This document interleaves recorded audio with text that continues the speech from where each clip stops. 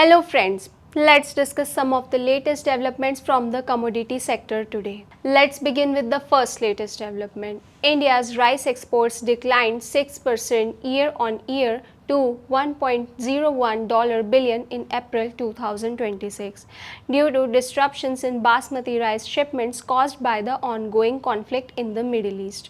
Moreover, exporters said tensions around the Red Sea and Strait of Hormuz have increased freight and insurance costs. Not only this, but the container shipping charges to Gulf countries have risen nearly tenfold.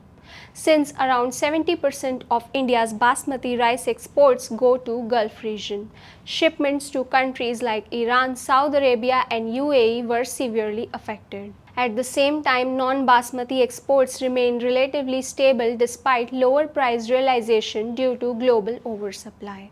Here comes the second latest development. India's wheat procurement for the 2025 and 6 season has crossed 31 million tons. It has broken a 4-year record and significantly boosted government grain stocks.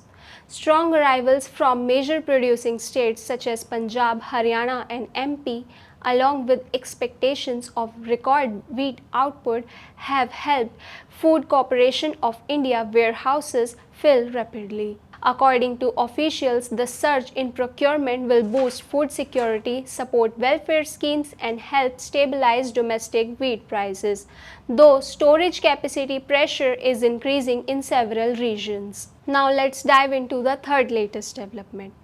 Prime Minister Narendra Modi, during his visit to Sweden, addressed the European Round Table for Industry in Gothenburg and urged the Swedish companies to expand investments in India's manufacturing, green energy, mobility, and technology sectors. He highlighted India's economic reforms, growing infrastructure pipeline, and focus on innovation-led growth as key opportunities for global businesses. Industry leaders from major European firms discussed boosting partnerships in sustainability, clean technology, and industrial collaboration as India seeks deeper economic engagement with Europe. Let's focus on the fourth latest development. Singapore has overtaken the UAE as India's second largest export destination after the Strait of Hormuz crisis disrupted shipping and trade routes across West Asia. India's exports to Singapore surged 180% year on year to $3.2 billion in April, whereas exports to the UAE fell 36% due to logistical disruptions and higher shipping risks. Furthermore, exporters increasingly rerouted cargo through Singapore as tensions in the Gulf intensified, reshaping regional trade flows and energy imports.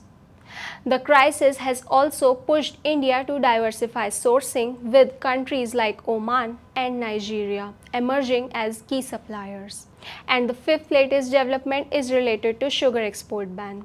India's sugar industry has strongly opposed the government's sudden ban on sugar exports until September 30, warning that it could trigger a sharp fall in domestic prices, worsen factory debt, and hurt farmers' incomes.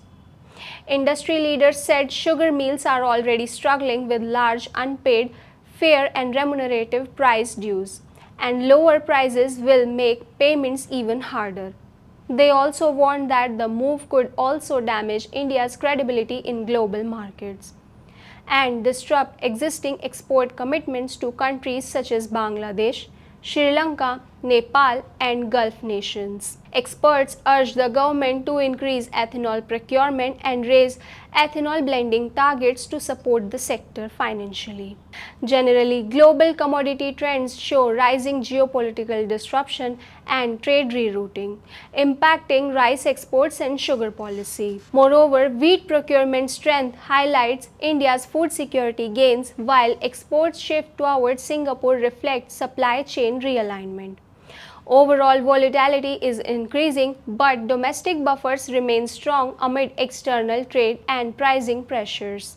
We'll keep you updated with more such latest developments. Till then, stay safe, stay informed, and thanks for watching.